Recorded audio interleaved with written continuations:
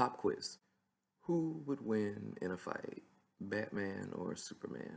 Who is the better basketball player, LeBron James or Michael Jordan?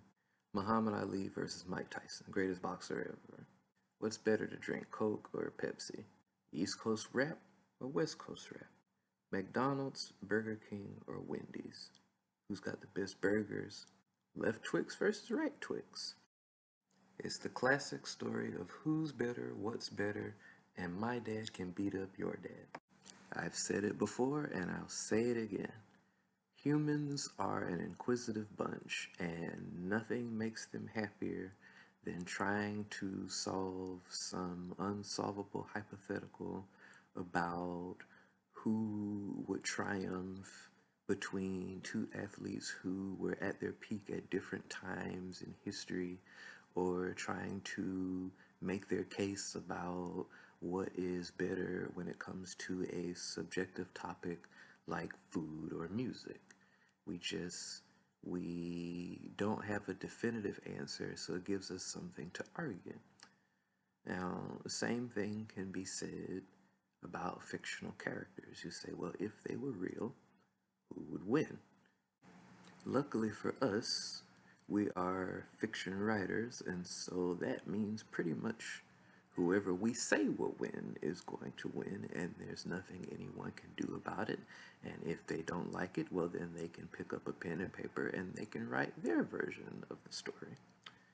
Now, to determine a winner in a contest of any kind, there is what we call in wrestling the finish.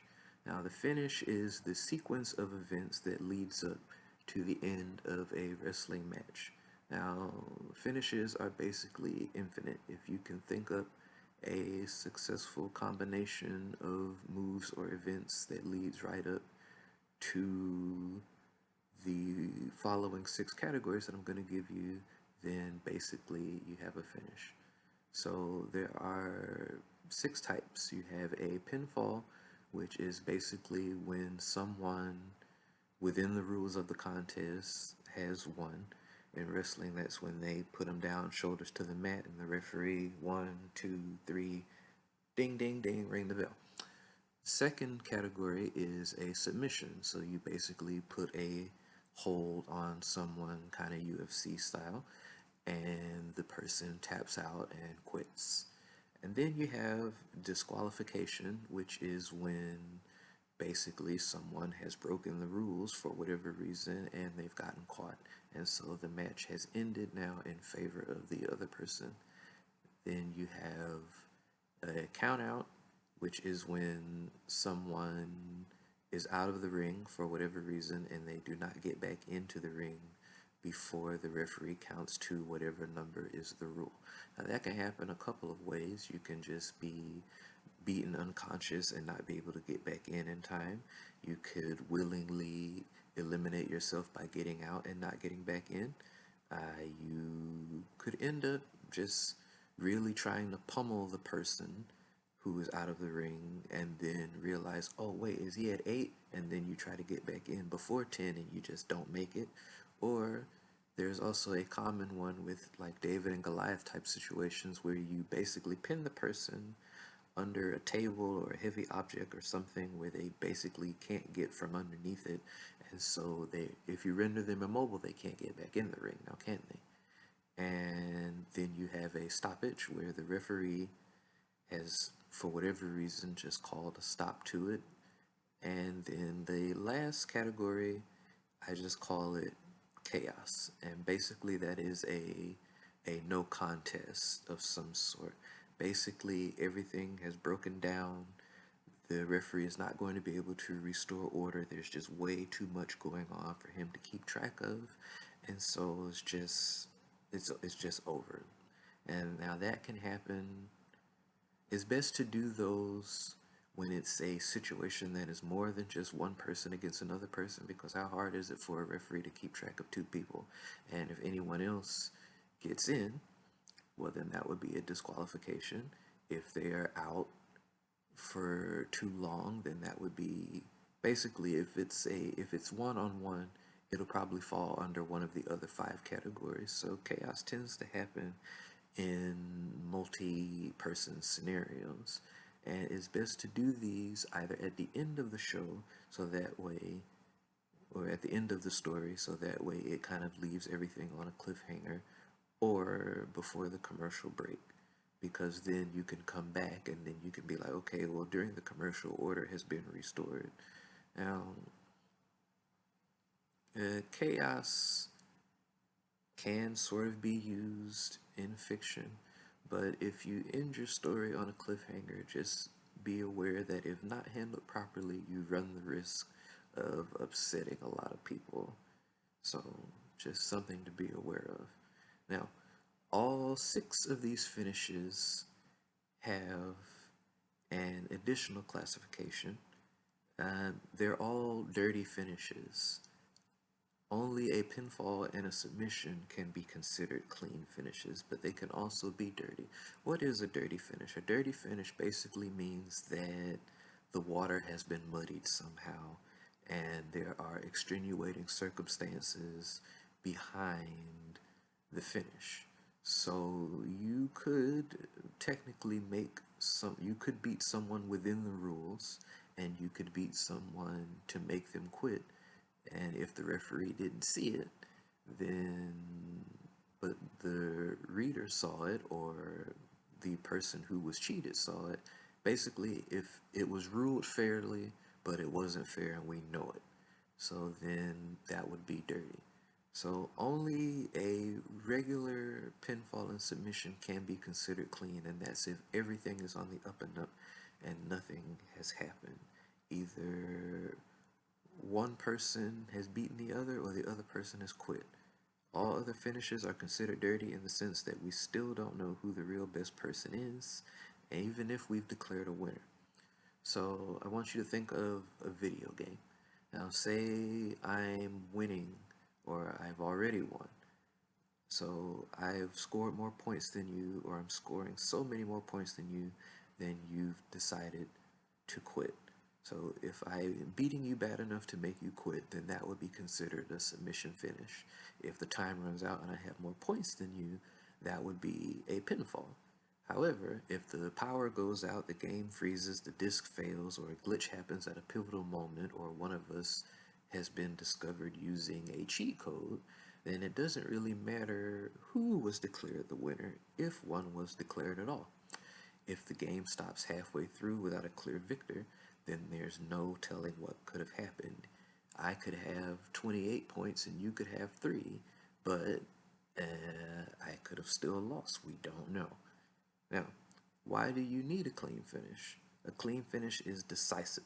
It means that whatever the contest, be it a contest of skill, speed, strength, combat, flirting, anything, whoever's won was proven to be the better person at the thing of the contest at that time. And a dirty finish means that even if someone won, it was because of an outside reason, and now the debate of who would have really won has not been properly settled, and we have cause for a rematch. Now, I think the best example of this is actually Star Wars, because when you think about Luke Skywalker and Darth Vader, they do somewhat run into each other in all 3 movies of the original trilogy, but they only face each other in lightsaber combat twice. Now, the first time, Luke has not completed his training, but he wants to rescue his friends, and Yoda and Obi-Wan and everyone is just like, hey, don't go. If you go, you're gonna lose. Like, you're gonna be turned evil, you could be killed, like, don't go. But he went anyway, and sure enough, he lost. Now, there was a trap set, but Luke did not fall into that, and so they ended up fighting, and Vader won. A year later, they faced each other a second time in a rematch aboard the second Death Star. And Luke managed to prove that he had increased his skill and his mastery of the Force, and he managed to overcome Darth Vader and defeat him. Now, after that, Luke had to face Vader's master, the Emperor. The Emperor offered him one final chance to join, and Luke said no. The Emperor was not amused and began shooting lightning from his fingers, and Luke went down like a sack of potatoes.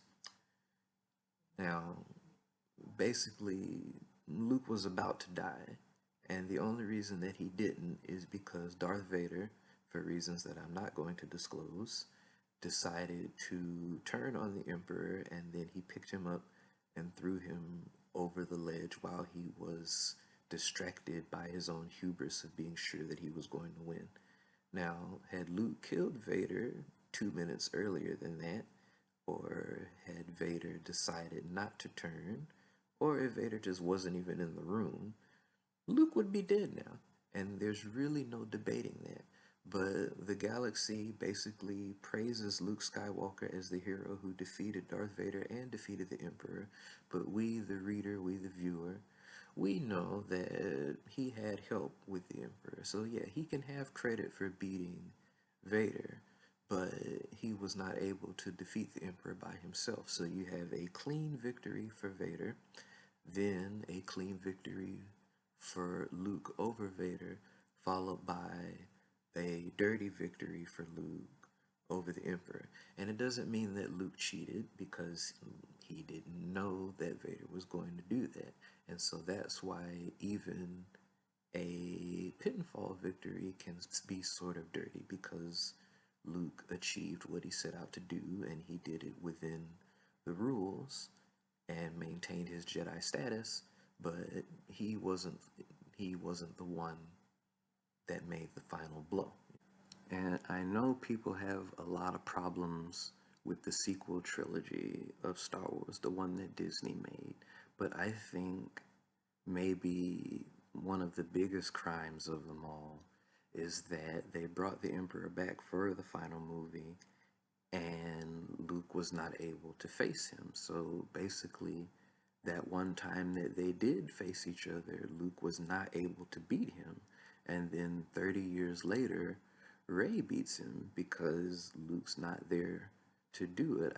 If I had done it, I would have probably had Luke get that win, that clean win over the Emperor, and then have Rey deal with Kylo.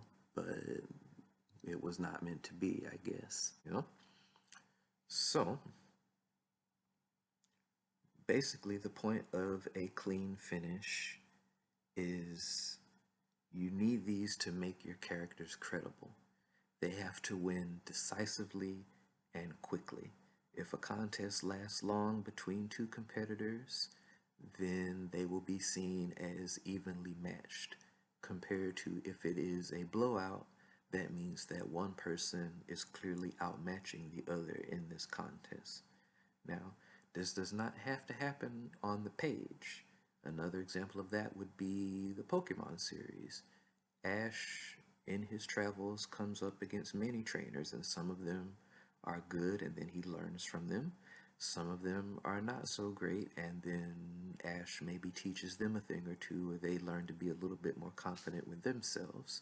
However, towards the end of the season, once Ash has obtained the appropriate number of badges to enter into the league tournament at the end, nobody at the league is a bad trainer. They're all good. They've all accomplished what they needed to do to get to that point. So even though some of them may have appeared earlier in the season and might be friends of Ash, most of the competitors at the league are people that Ash has never met before, and they're all just as good as he is because they're there. So even though you haven't seen any of them beat any other trainers, you know, since they've made it to this point, they're good. Another way to have the same effect is to have their reputation precede them. So say somebody walks into the bar and they're just like, you know who I am, I'm Thomas Masterson, and then they're like, well, who is that? And then of course everyone else knows, and then so they tell the person who doesn't know, they're like, well, he killed 10 men with one bullet, while blindfolded and underwater. Well, that's all I have to say about that. I hope that this video finds you in good health and that you find this video to be helpful in creating accomplished characters and credible competitors to combat them. If you enjoyed this video, don't forget to like and subscribe. And if you did not like the video, well, I won't tell if you don't tell. Now, thank you again for watching this all the way through, and I will see you sooner rather than later, hopefully.